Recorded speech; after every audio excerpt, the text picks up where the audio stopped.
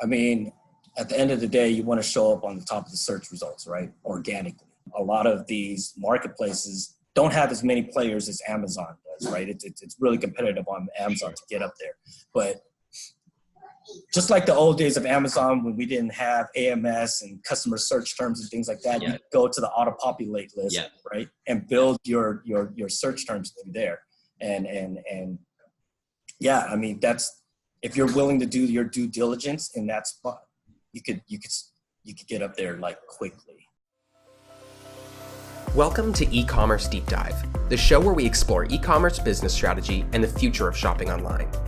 Your host is John Giorso, founder and CEO of Orca Pacific, a full-service agency dedicated to growing brands on Amazon. Every week, John talks shop with the biggest players in retail and e-commerce. Today, we have David Trinh, Global E-Commerce Sales Manager for Lasco, B-Air Division. David has over 15 years of online marketplace experience. He and John dive into B2B e-commerce, emerging marketplaces like Shopify, and comparisons to the early days of e-commerce. Thanks for listening and enjoy the show. All right, David, welcome to the show. Thank you for having me. Yeah, absolutely. So, it'd be great to start off with a little bit about you and your background in the e-commerce industry and what you're up to today. Yeah, I started back when my dad and I owned a military action figure collectible business. This was like during the heyday of eBay, and so a lot of that was on the eBay platform, and we found a lot of success through there. We did jump into Amazon later on, trying to sell cell phone accessories, but it was difficult, right? Because it's such a saturated market, and so Sure. yeah. What time period was that? That was back in around 2008. Okay. Yeah. During the recession. So there's a lot of things, a lot of uphill battles that we had. Everyone was hustling, right? Yeah. Yeah, exactly. Trying to find some way to make money. Yeah. That's actually right around when I started doing what I'm doing now. So. Oh, wow. Okay. Yeah.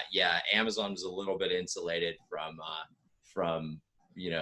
the kind of worst parts of the recession, but still it was an interesting time to start anything. But right. It was a great learning process, right? You get to go from the bottom up. We didn't have all these different tools and automations and things like that. And so it helped with the hustle part of it. Yeah, absolutely. And then what about after that, between 2008 and today? Yeah. So the recession hit and our company took a big hit, and so we couldn't recover from that. So sure. One thing, so then I had to start looking for a different job, right? And the first place that I looked was Newegg, and they had their in-house brand needing some work on their Amazon side, which was at the time unheard of, right? No one, I didn't expect to find a job in selling on Amazon or whatever marketplace, right? And so that was like an moment, meant to be moment for me. Sure. And so got to Newegg. After that, stayed there for about 2 years, and then got a chance to go to Monoprice.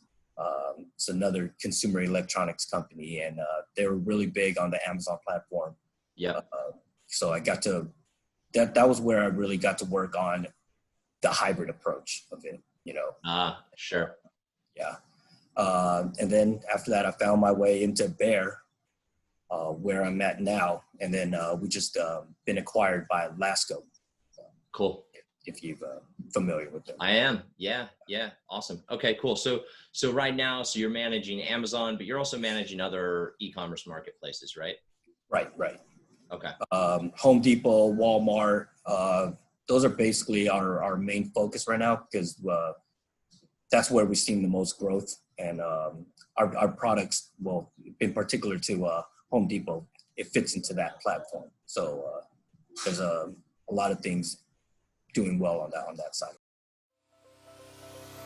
Hey everyone, John here. I hope you're enjoying the episode so far. I wanted to give you a quick message and let you know that this episode is sponsored by Orca Pacific. Orca Pacific is a full-service agency with an exclusive focus on Amazon. We have capabilities in really everything a brand would need to succeed on the platform. Everything from advertising to content development and SEO, merchandising, marketing, you name it, as it relates to driving and converting demand on the platform. We have a robust suite of services on the back end related to operations, forecasting, FBA, demand planning, etc. And we do a lot on the higher level strategic elements of the platform. So think long-term planning, key negotiations, access to new and beta programs, anything and everything that has to do with accelerating a brand on the Amazon platform.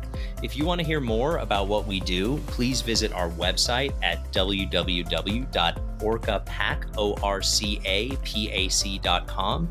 A salesperson will get in touch with you and we can talk more about how we can accelerate your brand on the platform. With that being said, we'll get back to the show.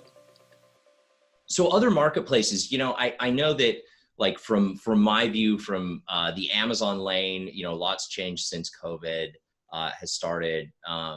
But one of the things that I was hearing just from other folks that focus on other channels in e-commerce was that while Amazon was going through kind of some of its rockiness related to, non-essential product and restricting inbound and outbound, that a lot of these other marketplaces were kind of picking up a lot of the slack. I mean, they probably would have been doing well on their own, but that even kind of a disproportionate amount of volume was shifting over. Is that something that from your purview you've seen? Is that a trend that has been happening? Kind of. I mean, yeah, all these other marketplaces are definitely picking up, but Amazon is just right there too. Yeah, sure. They do, right? Yeah. And so, I mean, I'm seeing that trend going for all marketplaces. It's not just one. Yeah. Yeah. So kind of rising tide lifts all boats. But exactly. Yeah. Exactly. For sure. So it's kind of a crazy time that we're at, but it's also a fun time to learn and see how many people are buying online now, right? Yeah. It's just crazy. Yeah, it is. Yeah, it's unprecedented for sure. There's all these kind of smaller niche, maybe not even niche, but just kind of up and coming players in e-commerce. One I hear a lot about recently is Shopify. I mean, obviously they're big, they've been around forever, but just doing some kind of interesting things in terms of actually trying to create somewhat of a unified marketplace. Is there anyone that you're looking at that you're excited about in terms of when you kind of look at the e-commerce landscape today? Really, it's my top three, right? It's still Amazon. They're taking the majority of the business, but Walmart and Home Depot for us really picked up. But it's the type of products we have, right? Yeah, of course. For our business is totally different. It really drives the Home Depot side of it, and that's where I'm seeing. But yeah, Shopify, it's interesting, right? Because now all of these mom and pop shops are using Shopify to run their businesses now. They're going to convert to anywhere, right? Yeah. Like no one's going to go into your shops anymore, right? So you better build some online presence. So I think that's where it's trending. Yeah, sure. I know that the new kind of Facebook stores or whatever it's called initiative was kind of timed perfectly with COVID, or maybe they accelerated and rolled it out because of COVID. But especially it's back to 2008 again. Yeah, it is, right? It's come full circle. It's weird. Yeah. It's funny. So, I just to jump around a little bit, I know we talked before the show a little bit about Amazon Business. This has been something that's been, I've been excited about since they launched it. I still am, but I'm just curious, what's your experience been with Amazon Business? Yeah, it's doing really well for us. I was all on it too. So, I mean, first thing I love to do is test everything that Amazon brings out, right? And so they did that. I was all on board. And good thing I did. And now we're seeing a lot of year-over-year growth. Yeah.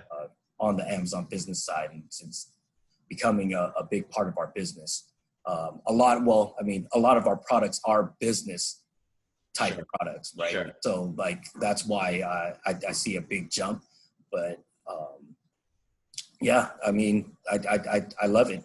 The price discounts that they provide and just being able to buy in bulk is helping a lot. Yeah.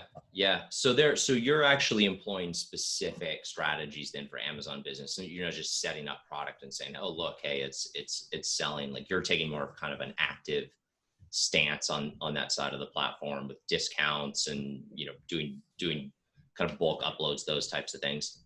Right. Yeah. I mean, we already had it set up, so Yeah.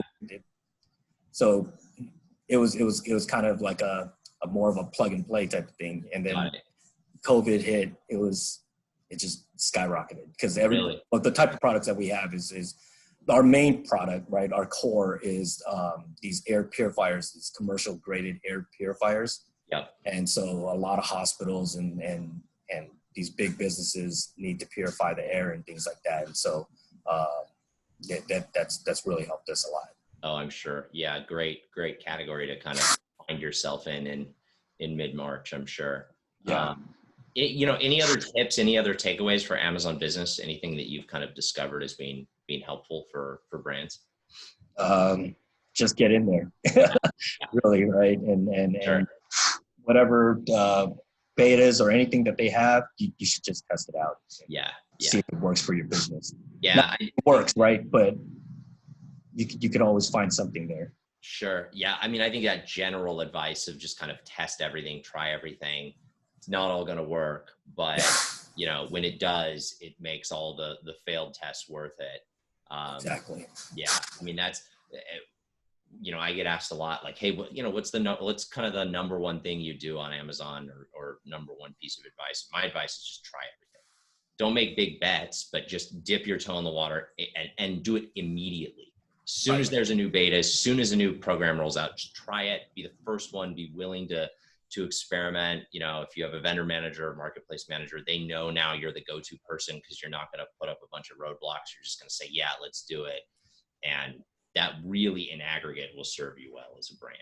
Yeah, exactly. Yeah. Just like at Mall Price, that's when they started the self-service promotion tool. Yep. And everyone was against it, and I'm like, this is perfect. This is what's going to drive that algorithm to get the sales velocity, right? And so I was the first one to do it. And I remember when they first came out with AMS, a lot of brands didn't understand it, and they just thought, oh, this is just Amazon trying to reach in our pockets again, and now there's another thing we have to fund, and this is ridiculous. And it's like, and CPC rates were like 5 cents. Yeah, exactly. Like, guys, like, we really should be just doing this a lot. Like, just keep putting money into, like, it was right. Now, you have to be really sophisticated and use tech, and their CPC rates are $80 in some cases. So you need to be, you need to manage that very well. But back then, I don't know if you were doing it when it first launched, but it was just like, just dump money into it. You can't lose. I mean, 5 cent CPC rates, you can't mess that up. Right. When I was at Newegg, that's when they started the AMS, and I was all on it. It drove so much growth, and no one was on it. So that was the best part. I was like, okay, go ahead. Yeah. Don't play in this space, please. Just let me. Yeah, it's horrible. Don't do it. Yeah. It took a while. It took like a year, I would say, for most brands to realize, like, oh, we need to actually pay attention to this. So right. Hey everybody, e-commerce deep dive team here, jumping in to tell you about a special event. Let's face it, Q4 is going to be massive. We're talking Prime Day, Cyber Monday, holiday shopping, all converging around a single season exacerbated by social distancing. The stakes could not get any higher. That's why we're hosting Ecommerce Deep Dive Live, a special 4-day virtual event from Tuesday, August 4th through Friday, August 7th. We're bringing back your favorite guests from Ecommerce Deep Dive, as well as some new faces from around the industry, to talk in 4 separate panel discussions, all centered around e-commerce. We'll be discussing channel management, profitability, review strategy, logistics, advertising, everything you're going to need to know to leverage the increased traffic during Q4. But you need to register now. Reserve your seat at www.orcapac.com/deep dive. That's orcapac.com/deep dive. And for those who attend and subscribe to the e-commerce deep dive podcast, you'll get free recordings of each session and some extra materials to help you leverage this Q4. We look forward to seeing you there. Now let's get back to the show. Kind of a different version of something I already asked you, but Amazon is we all know they're kind of the linchpin to e-commerce. They're usually kind of the innovators driving the whole industry forward. But obviously these other channels, Home Depot, Walmart, these other guys are still super important and growing quickly on their own. Is there anything that you've learned on Amazon that you would recommend brands apply to other e-commerce channels, like kind of best Amazon practices that work elsewhere? Yeah, I mean, at the end of the day, you want to show up on the top of the search results, right? Organically. Sure. And so Amazon really gave me the SEO practices that really drives that organic search, right? And so a lot of these marketplaces don't have as many players as Amazon does, right? It's really competitive on Amazon to get up there. But just like the old days of Amazon when we didn't have AMS and customer search terms and things like that, you go to the auto-populate list, right? And build your search terms through there. And yeah, I mean, that's, if you're willing to do your due diligence in that spot, you could get up there like quickly. Yeah, interesting.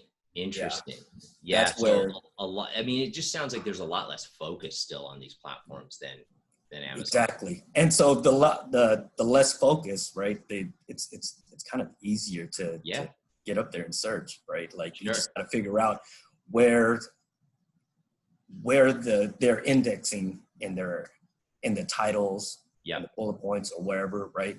And wherever that's happening, you just focus on that part, adding those keywords, and you'll just magically appear up there. Yeah.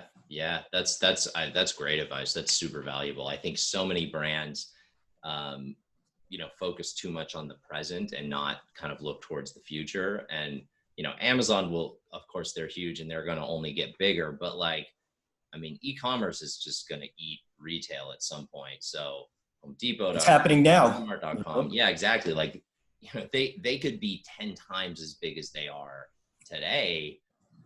And when they are, if you've kind of done all that early work, even if you're going, I've got a business that maybe isn't that important from a dollars perspective, but if you can set yourself and your company up for kind of long-term future success, 2, 3, 5 years out, I mean, that's well worth the effort. I know that 9 out of 10 brands, if they could, roll the clock back and go back in time and be more aggressive on Amazon 5-10 years ago, they would all take that opportunity. Yep. So these other platforms, I assume, are kind of, work the same way. Yeah, no, I know it's crazy. Just jumping into that, right? Everyone was into the traditional side of the business, and e-commerce was looked at as the redhead stepchild at one point, right? And now it's the main driver. So it's crazy. So yeah, it's funny like that you've been in this space so long. It was a very humble sort of place to be. I mean, I remember kind of back in the day, I guess 2008 probably. It was like a big deal if we could get folks from brands to come out to Seattle to visit Amazon. It was like we had to get special approval, and all right, we've gotten approval to do a trip out. We've never been out. We're going to come see Amazon, and Amazon was all excited that a brand was coming out to see them. I mean, just hilarious now. Like, I know, thinking back in terms of people, begging to get meetings and there's no time and it's funny, man. Well, cool. I mean, anything else you think our audience would benefit from knowing? Yeah, I mean, keep advertising. Yeah. Keep on testing. And yeah, I mean, that's really the core of where I build it on, right? And after that, that's where you branch out, But yeah, I mean, And yeah, don't throw all your eggs in one basket, right? I mean, I understand Amazon is probably the main core of everybody's business as of now. Sure. But eventually someone will take that spot. Yeah. Or get close to it. And Walmart's doing a great job of that, right? Yeah. They're trying to, I don't want to say copy what Amazon's doing, but they're rolling out these different things that can compete with Amazon in the future. Yeah. Right? I've always thought of the Amazon Walmart dynamic .com a little bit like the Costco Sam's Club dynamic, where like Costco kind of invented the concept, but then Sam's Club is a serious retailer in their own right. I mean, they're probably never going to be as big or as innovative as Costco, but that doesn't mean you shouldn't, be in the space seriously and pay attention, and you want to be in Sam's Club, right? So I've always kind of viewed the dynamic the same. Maybe it's an oversimplification. We'll see if that stands up long term or not. But actually, this is something Bezos always says, and I agree. Like, there's going to be multiple winners. Like, this is not a zero-sum game. It's not winner take all. Like, there's going to be multiple channels that are successful and continue to be successful. So as a brand, I mean, I think the advice to kind of take all of them seriously is great advice. So awesome. David, if people want to kind of hear more about the products, get in touch with you, is there a good way of doing that? Yeah, reach out on LinkedIn. I'm all there. So. Okay. Yeah. Same. It's a place to be. Hey, David, I appreciate it. Thanks so much for being on. Thank you for having me. Thanks again for listening to another episode of E-Commerce Deep Dive. Be sure to subscribe to your favorite podcast platform or on YouTube. And if you get a chance, go in and leave us a rating. It would help a lot. Thanks again, and talk to you soon.